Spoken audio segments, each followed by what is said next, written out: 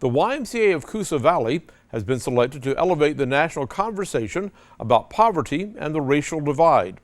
This decision comes at a crucial moment in the nation's history when COVID-19 and the outrage of racial injustice have taken a toll on the country.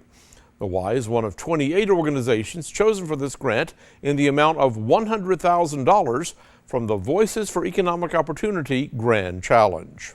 And what a perfect time to come into our community and try to implement that to help our community become a better place and to solve the issues of racism and poverty.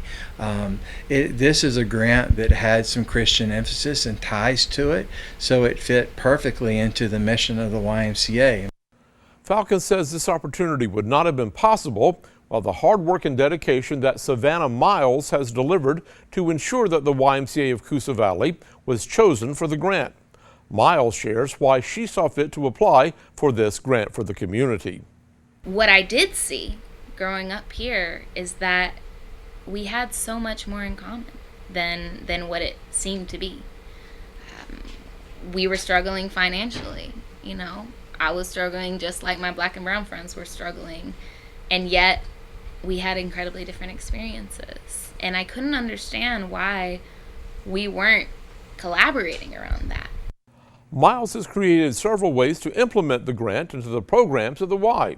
That grant will be composed in 4 phases that ultimately teach Christian values and how to implement those values back into the community, while also teaching about ways to offer alternatives to the confusing, conflicting, and inaccurate accounts about what poverty is, why it happens, and how to address it.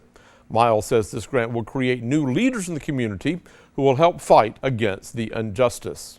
Once we get that leadership base, once we have our local leaders who we know are ready and willing to stand up and fight the injustices that we have in the community, we're going to develop a community council that identifies the specific issues that are getting in the way of the kingdom existing here in Gadsden.